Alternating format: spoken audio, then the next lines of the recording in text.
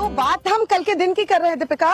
कल हम मुंबई में थे लेकिन नजर हमारी थी विधानसभा चुनाव के जो नतीजे आ रहे थे उस पे, और लग रहा था ऐसा कि कांग्रेस जो है वो मध्य प्रदेश और छत्तीसगढ़ में क्या टक्कर देगी, लेकिन मोदी मैजिक, क्या कह सकते हैं, मोदी की आंधी ऐसी चली कि मध्य प्रदेश में प्रचंड जीत बीजेपी ने हासिल की है। शिवराज का राज फिर से वहां नजर आ रहा है और कांग्रेस को उम्मीद शायद नहीं रही होगी, उससे ज्यादा बड़ा झटका कांग्रेस को लगा। बिल्कुल, सभी को यही लग रहा था और यही आशंका लोग जता रहे थे कि 19-20 का फर्क हो सकता है, लेकिन यहाँ पर तो पूरी पिक्चर ही बदल गई।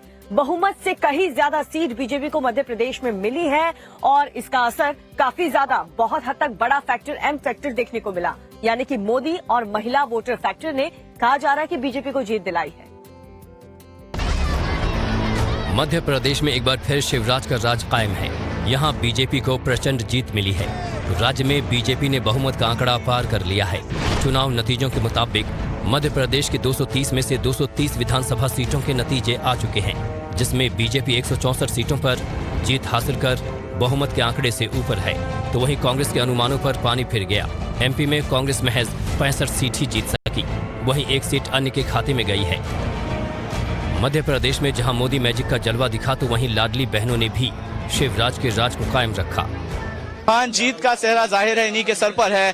सर, इतना प्रचंड बहुमत किसको श्रेय जाता है? देखिए, प्रधानमंत्री जी के प्रति जनता के मन में प्रेम और विश्वास, उनकी गारंटी पे भरोसा जन जन के मन में है। वे डबल इंजन की सरकार के काम हमने यहाँ केंद्र सरकार की योजनाओं को ढंग से लागू किया और मध्य प्रदेश का अगर आप देखेंगे स्वरूप तो बदल के रख दिया मध्य प्रदेश को। आज विकसित मध्य प्रदेश पूरे देश के सामने खड़ा हुआ है। वो कौन सी योजना जो गेम चेंजर है? लाडली बहना या योजनाएं अनेक है, इंफ्रा से लेके किसानों की, गरीबों की, लेकिन लाडली बहनों ने दिल में बहुत असर किया और बहनों का भरपूर आशीर्वाद। जो मध्य प्रदेश में एक इतिहास रचा गया है, इस चुनाव में एक इतिहास रचा गया है, ये इतिहास से कम नहीं है। स्वर्णम अक्षरों में यह नतीजा लिखा जाएगा कि जो सरकार 18 साल से मध्य प्रदेश में जन सेवा के पथ पे चली है, उसे इस प्रचंड बहुमत मध्य प्रदेश की जनता ने दिया है। और इसका अगर श्रेय किसी को जाता है तो प्रधानमंत्री नरेंद्र मोदी जी को जाता है। मध्य प्रदेश में इस बार कांग्रेस को पूरी उम्मीद थी कि वो सत्ता में लौटेगी, लेकिन चुनावी नतीजों ने कांग्रेस की उम्मीदों पर पानी फेर दिया। मैं भारतीय जनता पार्टी को बधाई देता हूं और उम्मीद करता हूं कि जिस प्रकार जनता ने उन्हें समर्थन दिया है वो उस पर खड़े उतरेंगे और जनता को जो विश्वास उन्होंने जताया है भारतीय जनता पार्टी पर, वो विश्वास बड़ी जिम्मेदारी से वो निभाएंगे। हालांकि मध्य प्रदेश में बीजेपी के लिए चौंकाने वाली बात ये रही कि शिवराज सिंह चौहान सरकार के 12 मंत्रियों को हार का सामना करना पड़ा, जिसमें कद्दावर नेता और राज्य के गृह मंत्री नरोत्तम मिश्रा दतिया से चुनाव हार गए। तो ये तो रही मध्य प्रदेश की बात, लेकिन बात राजस्थान की करें तो राजस्थान ने अपना रिवाज नहीं बदला। आखिरकार अशोक गहलोत सरकार को सत्ता से बाहर जाना ही पड़ा। जी हाँ, राजस्थान में भी बीजेपी ने बहुमत से जीत हासिल की। कह सकते हैं कि राजस्थान में जादूगर का जादू नहीं चला। दीपिका, कितने कॉन्फिडेंट नजर आ रहे थे अशोक गहलोत, कह रहे थे कि इस बार देखिए रिवाज जो है राजस्थान का टूटेगा, लेकिन राजस्थान की जनता ने रिवाज टूटने नहीं दिया। अब अशोक गहलोत ने अपना इस्तीफा जो है वो सौंप दिया है। अब सवाल ये खड़ा हुआ है कि बीजेपी की जीत के बाद राजस्थान का अगला मुख्यमंत्री कौन होगा। राजस्थान की जनता ने राजस्थान का रिवाज कायम रखा है। जनता ने गहलोत सरकार की गारंटियों को दरकिनार करते हुए बीजेपी को सत्ता में वापस ले आई है। चुनाव नतीजों की बात करें तो राजस्थान की 199 विधानसभा सीटों पर हुए चुनाव के सभी नतीजे आ चुके हैं, जिसमें बीजेपी ने 115 सीटों पर प्रचंड जीत के साथ बहुमत हासिल किया है। वहीं कांग्रेस 70 सीटों पर सिमट गई। इसके अलावा बीएसपी को 2, आरएलपी को 1 और अन्य को 11 सीटें मिली हैं।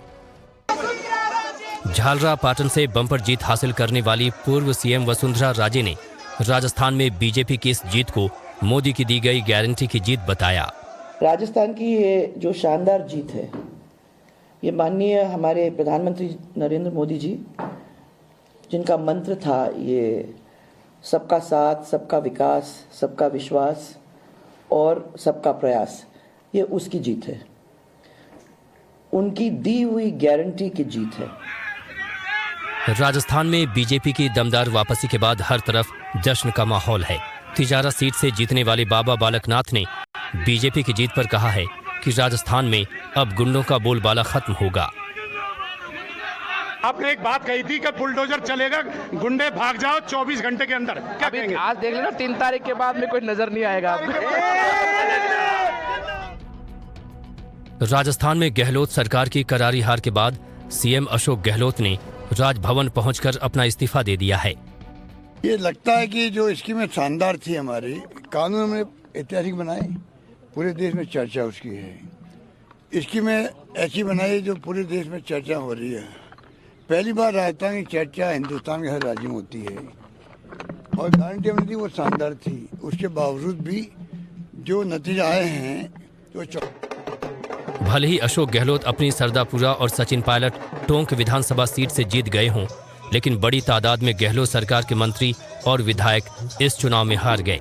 राजस्थान में बीजेपी की वापसी ने इस बात की मुहर लगा दी कि राजस्थान का रिवाज कायम है। हालांकि बीजेपी की जीत के बाद राजस्थान में सीएम कौन होगा, इसे लेकर चर्चा अब जोरों पर है।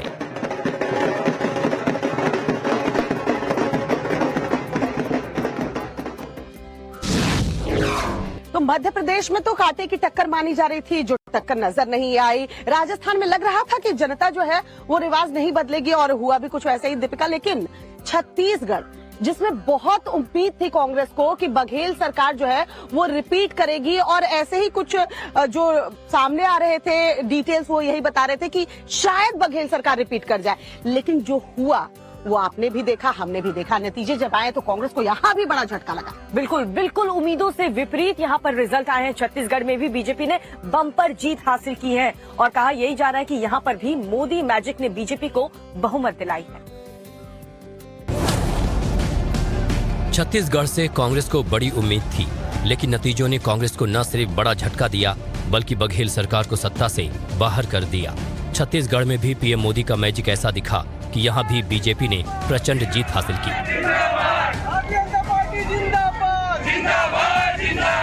छत्तीसगढ़ में बीजेपी को प्रचंड जीत मिली है। चुनाव नतीजों के मुताबिक 90 में से 90 सीटों के नतीजे आ चुके हैं, जिसमें बीजेपी ने 54 सीटों पर जीत हासिल कर सरकार के लिए बहुमत का आंकड़ा पार कर लिया है। वहीं कांग्रेस 35 सीटों पर ही सिमट गई है। इसके अलावा मायावती की बीएसपी को 1 सीट हासिल हुई है। बीजेपी ने इस जीत को बघेल सरकार के भ्रष्टाचार के खिलाफ जीत बताया है।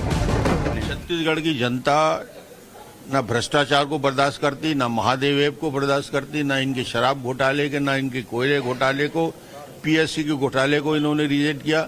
छत्तीसगढ़ की जनता झूठ और अहंकार को ध्वस्त करना चाहती थी और इसलिए चेहरा बदलने के लिए और भूपेश को इस प्रकार रिजेक्ट किया। छत्तीसगढ़ में जिस तरह से कांग्रेस को बड़ा झटका लगा है, उसे इस झटके की उम्मीद नहीं थी। इस चुनाव में बघेल सरकार के 9 कद्दावर मंत्रियों को हार का सामना करना पड़ा, जिसमें डिप्टी सीएम टीएस सिंहदेव भी शामिल हैं। सीएम भूपेश बघेल ने छत्तीसगढ़ में अपनी हार को स्वीकार करते हुए राजभवन जाकर राज्यपाल को अपना इस्तीफा सौंप दिया है। और कुछ पारिवारिक कार्यक्रम थे, इस तरह से मुझे अभी समय मिला अपना इस्तीफा माननीय राज्यपाल महोदय को सौंपा है। 5 साल पहले जनादेश हम लोगों को मिला था और छत्तीसगढ़ सरकारी की सेवा हम लोगों ने की, जितना बन सका, और अभी जो जनादेश मिला है उसका हम सम्मान करते हैं और हम लोगों के पक्ष में है, तो सकारात्मक विपक्ष की भूमिका हमारी होगी। छत्तीसगढ़ में 54 सीटों पर जीत हासिल कर बीजेपी अब सरकार बनाने का दावा पेश करेगी, लेकिन सबसे बड़ा सवाल है कि सूबे की सत्ता संभालेगा कौन।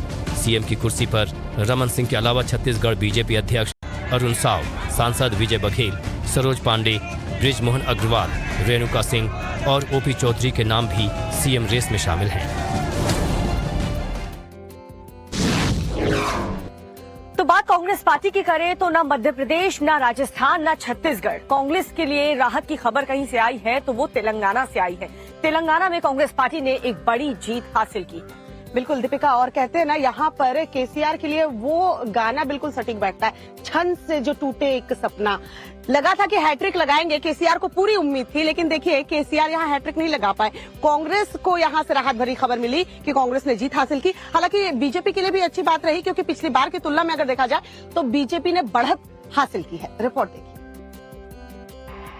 तेलंगाना में केसीआर के हैट्रिक का सपना चकनाचूर हो गया। चुनाव नतीजों में केसीआर के हाथ से सत्ता निकल चुकी है। राज्य में कांग्रेस सबसे बड़ी पार्टी बनकर उभरी है, तो वहीं बीजेपी ने भी पिछली बार की तुलना में अच्छा प्रदर्शन किया है। तेलंगाना की 119 सीटों के नतीजे सामने आ चुके हैं। कांग्रेस पार्टी ने 119 सीटों में से 65 सीटें अपने नाम की हैं और सरकार बनाने के लिए 60 के जादुई आंकड़े को पार कर लिया है। राज्य में के चंद्रशेखर राव की पार्टी बीआरएस यानी भारत राष्ट्र समिति को 39 सीटें मिली हैं और इस बार राव का सरकार बनाने का हैट्रिक का सपना टूट गया है। बीजेपी को इस बार थोड़ा फायदा मिला है और पार्टी ने 8 सीटों पर जीत दर्ज की है, जबकि ओवैसी के एआईएमआईएम को 7 सीटें मिली हैं। तेलंगाना चुनाव में चौंकाने वाली बात यह रही कि चुनाव में बीजेपी उम्मीदवार केवीआर कामरा रेड्डी ने बीआरएस पार्टी के सीएम उम्मीदवार केसीआर और कांग्रेस के सीएम उम्मीदवार रेवंत रेड्डी को हरा दिया, जो बीजेपी के लिए दक्षिण में सरकार बनाने से भी बड़ी जीत मानी जा रही है। तेलंगाना में के चंद्रशेखर राव के नेतृत्व वाली भारत राष्ट्र समिति पार्टी 2014 से सत्ता में थी, जब तेलंगाना को राज्य का दर्जा दिया गया था और उसने 2018 का चुनाव भी जीता था। इस बार भी केसीआर को हैट्रिक की उम्मीद थी, लेकिन इस पर पानी फिर गया।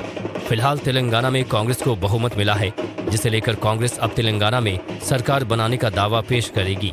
माना जा रहा है कि कांग्रेस रेवंत रेड्डी को तेलंगाना की कमान सौंप सकती है।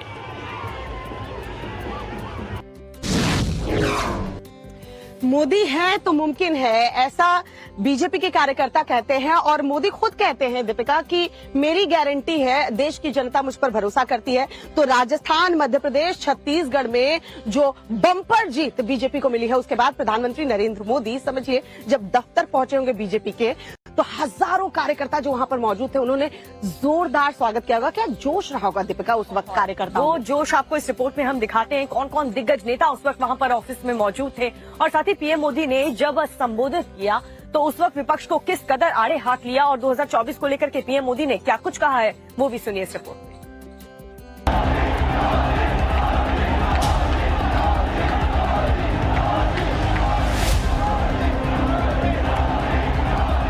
मोदी की गारंटी मतलब गारंटी पूरा होने की भी गारंटी।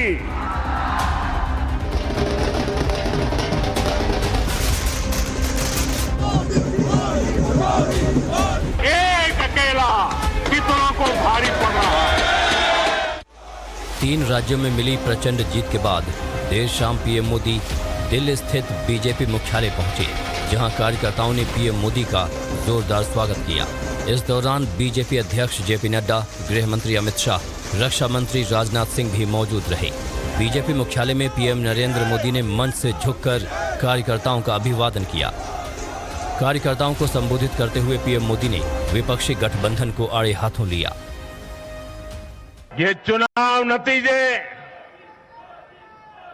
कांग्रेस और उसके घमंडिया गठबंधन के लिए भी बहुत बड़ा सबक है। सबक यह है कि सिर्फ कुछ परिवारवादियों के मंच पर एक साथ आ जाने से फोटो कितनी अच्छी निकल जाए, देश का भरोसा नहीं जीता जाता। बीजेपी अध्यक्ष जेपी नड्डा ने कांग्रेस को आड़े हाथों लेते हुए तीनों राज्यों में जीत का श्रेय पीएम मोदी को दिया।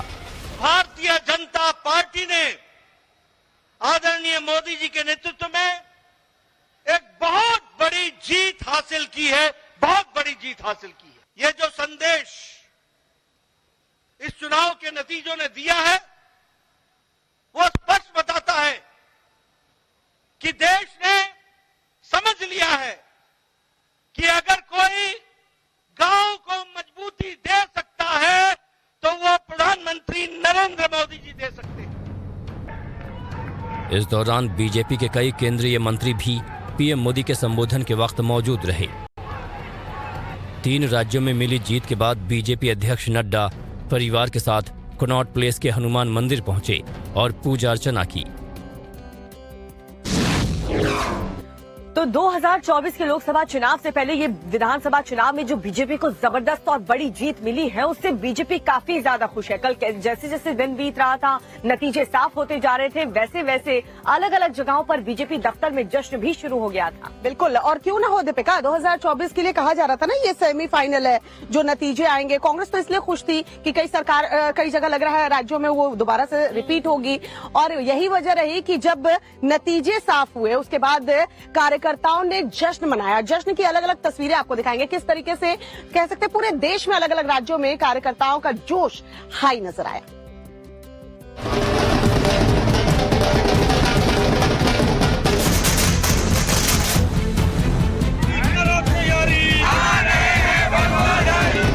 तीन राज्यों के नतीजों ने बीजेपी को गदगद कर दिया।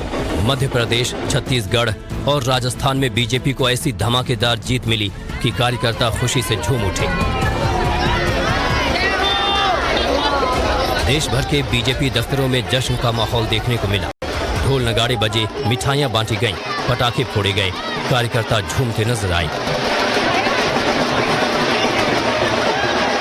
भोपाल में बीजेपी दफ्तर के बाहर जश्न का माहौल देखने को मिला। बीजेपी प्रदेश अध्यक्ष वीडी शर्मा को कार्यकर्ता गोद में उठाकर नाचने लगे। कार्यकर्ता पटाखे फोड़कर जश्न मनाते दिखे। खुद सीएम शिवराज ने प्रदेश अध्यक्ष वीडी शर्मा को मिठाई खिलाई और जीत के जश्न में खोई नजर आई। दिल्ली बीजेपी मुख्यालय पर कार्यकर्ता जोश में नजर आए।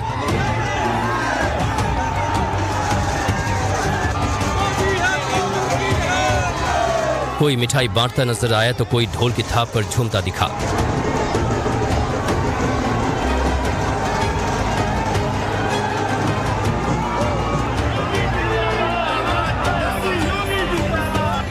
यूपी बीजेपी मुख्यालय पर भी जोरदार जश्न देखने को मिला।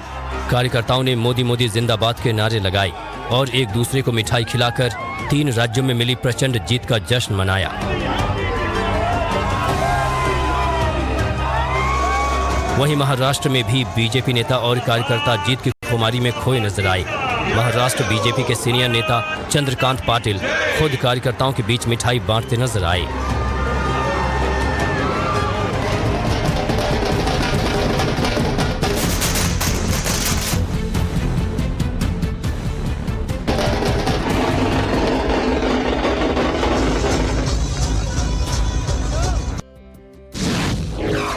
तो 4 राज्यों के नतीजे सामने आ चुके हैं और 3 राज्यों में बीजेपी ने बम्पर जीत हासिल की है।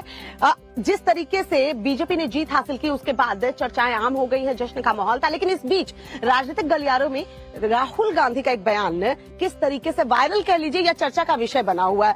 और राहुल गांधी कुछ कहते हैं तो अक्सर चर्चा का विषय बन ही जाता है। बिल्कुल ऐसे नहीं तो वैसे इस बार डिफरेंट था, क्योंकि उन्होंने चुनावी सभा के दौरान प्रधानमंत्री मोदी को लेकर के बेहद ही अपमानजनक शब्दों का इस्तेमाल किया था, जिसको लेकर के बीजेपी ने जबरदस्त पलटवार किया था। राहुल गांधी की तरफ से क्या बयान आया था और बीजेपी ने क्या पलटवार किया, देखिए रिपोर्ट।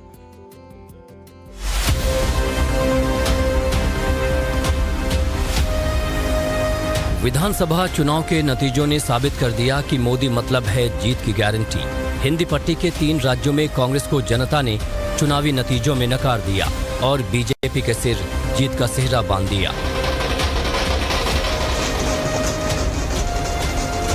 अब इस करारी हार के बाद राहुल का वो 11 दिन पुराना बयान सुर्खियों में है, जिसमें उन्होंने पीएम मोदी को पनौती कहा था।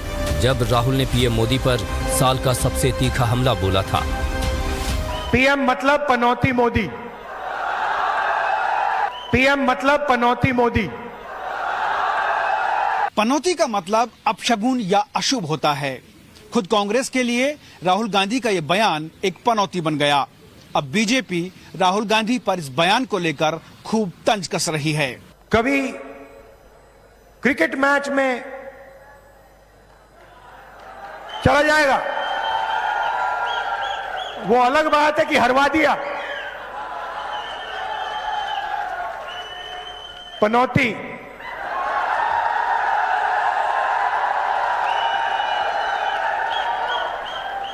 पीएम मतलब पनौती मोदी। अभद्र टिप्पणियां गांधी खानदान ने विशेष नरेंद्र मोदी के ऊपर की, जिस प्रकार का कटाक्ष विपक्ष के नेताओं ने नरेंद्र मोदी पर किया, वो कटाक्ष विपक्ष को, गांधी खानदान को महंगा पड़ा है। कांग्रेस ने जब जब पीएम मोदी के लिए निचले स्तर की भाषा का इस्तेमाल किया है, तब तब चुनाव में कांग्रेस को भारी खामियाजा उठाना पड़ा है। 3 राज्यों के नतीजों में भी ये असर साफ दिखाई दे रहा है। ऐसे में अब आने वाले लोकसभा चुनाव और विपक्षी गठबंधन की एकता पर ये नतीजे क्या असर डालेंगे, ये आने वाला वक्त ही बताएगा। लेकिन इस प्रचंड जीत से बीजेपी कार्यकर्ताओं का जोश हाई है।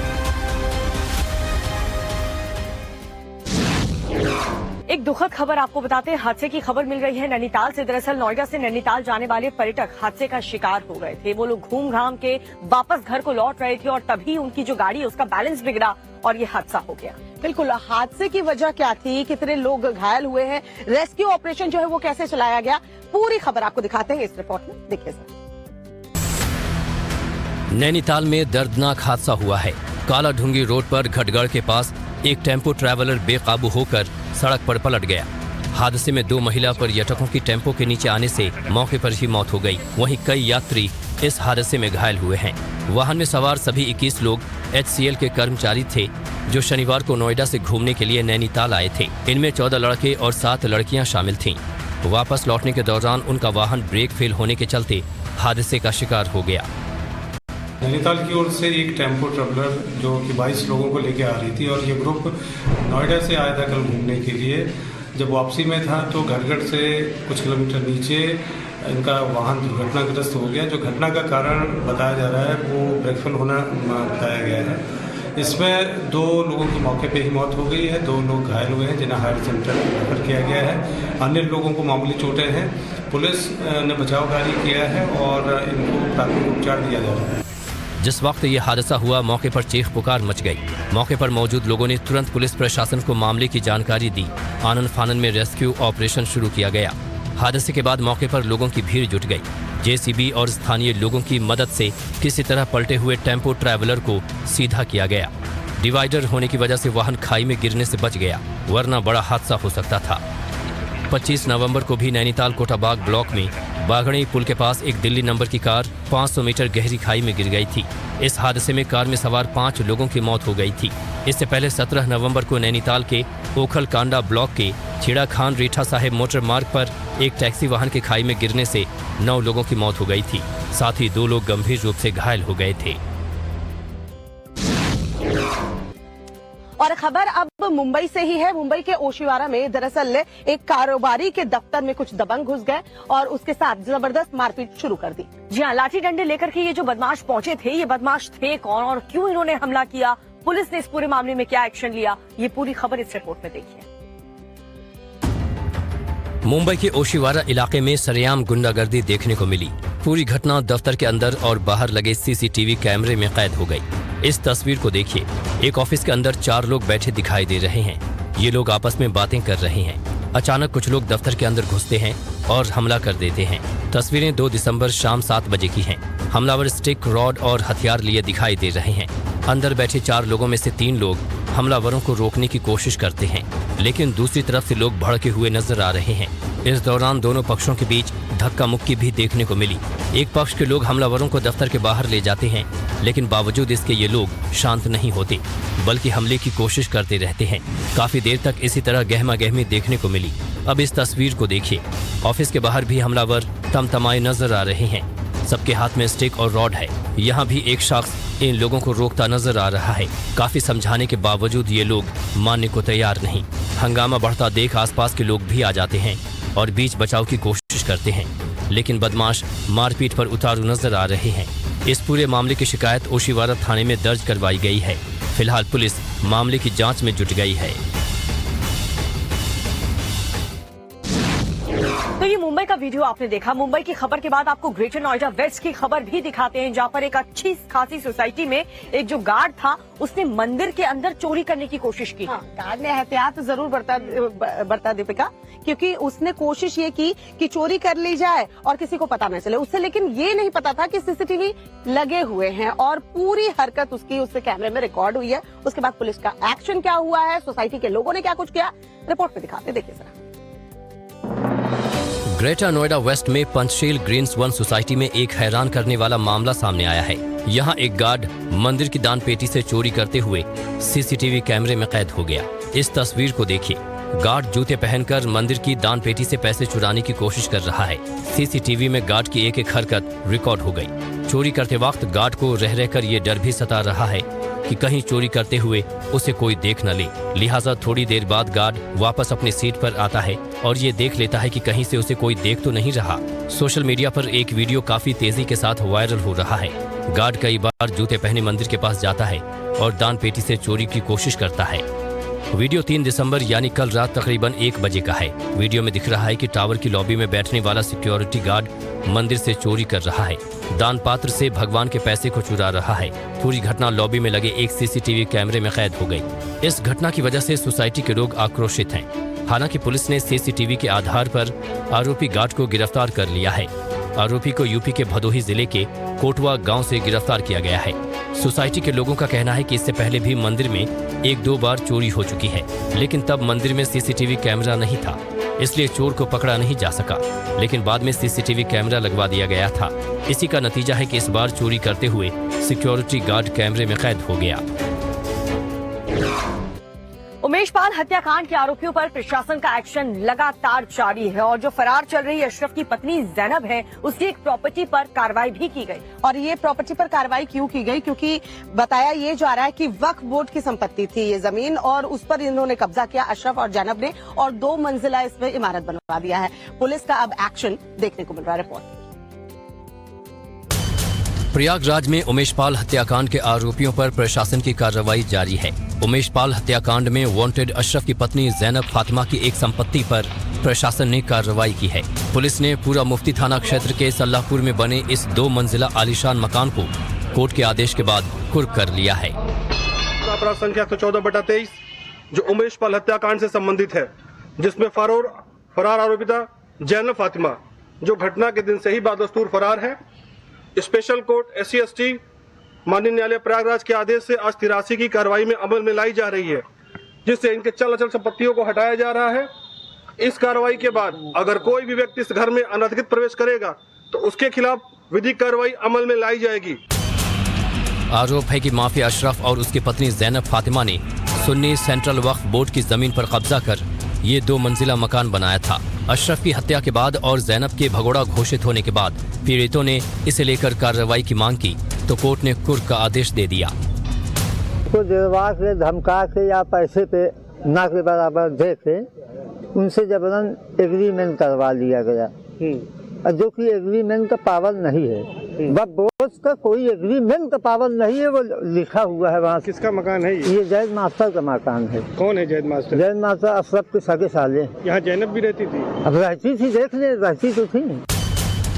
उमेश पाल हत्याकांड के कुछ दिन बाद से ही जैनब फरार चल रही है। जैनब फातिमा पर उमेश पाल हत्याकांड की साजिश में शामिल होने और शूटर की मदद का आरोप है। हालांकि उमेश पाल शूटआउट केस में जैनब के साथ अतीक की पत्नी शाइस्ता परवीन और बमबाज गुड्डू मुस्लिम समेत 6 वांटेड आरोपी फरार हैं, जिन्हें पुलिस सरगर्मी के साथ तलाश कर रही है। मैं और श्वेता इस वक्त बहुत ही फेमस भक्ति पार्क में आराम से घूम रहे हैं, बिना किसी दिक्कत के। हमारी सेहत भी बन रही है, वॉक भी हो रही है, आप तक हर खबर भी पहुंचा रहे हैं। लेकिन जो राजधानी दिल्ली के लोग हैं उनके लिए एक जरूरी खबर और एक जरूरी जानकारी आपको बता दूं यही मुंबई से, क्योंकि दिल्ली में एक तेंदुआ देखा गया है, उसकी लोकेशन ट्रेस कर ली गई है शनिवार को, लेकिन अभी फिलहाल वो कहाँ है वो आपको बताएं। बिल्कुल, नेब सराय वो इलाका बताया जा रहा है। सैनिक फार्म हाउस के पास जो है ये तेंदुआ देखा गया था। अब दिल्ली के लोग दहशत में है। दरअसल जानकारी दे दी गई है और खुलेआम जो है तेंदुआ घूम रहा है, ये दिल्ली वासी को बता दिया गया है। अब कोशिश ये की जा रही है कि जल्द से जल्द इस तेंदुए को पकड़ लिया जाए, लेकिन जब तक ये तेंदुआ पकड़ा नहीं जाता है, मुझे लगता है दीपिका कि दिल्ली वासियों को जरूर सावधान रहने की जरूरत है।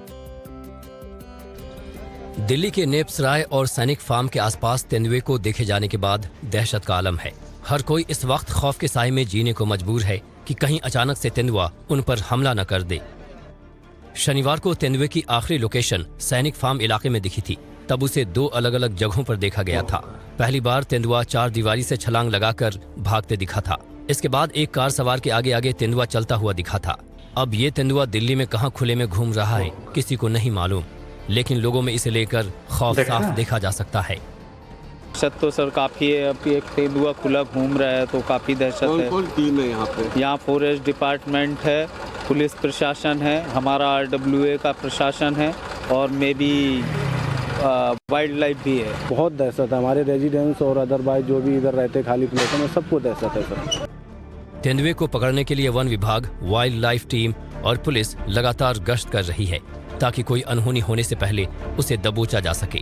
इसके बाद ही सैनिक फार्म और नेपसराय इलाके में पुलिस अनाउंसमेंट भी कर रही है कि लोग तेंदुए के पकड़े जाने तक घर में रहें। तेंदुआ आ चुका है, आप सभी घरों के अंदर ही रहेंगे। तेंदुए की दहशत के बाद अब दिल्ली पुलिस एक्शन मोड में नजर आ रही है। नेपसराय थाने के अंतर्गत पूरे इलाके में जो है वो सूचित किया जा रहा है कि तेंदुआ जो है वो इलाके में घुस चुका है और ऐसे में जो व्यक्ति है वो घर से बाहर ना निकले, इस रास्ते पे ना चले, इसको लेकर देखिए लगातार जो है वो यहाँ पे जो है वो अनाउंस किया जा रहा है। सूचना आप सभी को सूचित किया जाता है कि नेपसराय पुलिस स्टेशन के नजदीक तेंदुआ आ चुका है, आप सभी घरों के अंदर ही रहेंगे। घर के अंदर रहने की बात कही जा रही है। नेपसराय पुलिस स्टेशन के अंदर जो है जो इलाके के अंदर तेंदुआ के आने से हड़कंप मचा हुआ है, लोग डरे हुए और ऐसे में कोशिश बस यही है कि लोगों को जागरूक की जाए।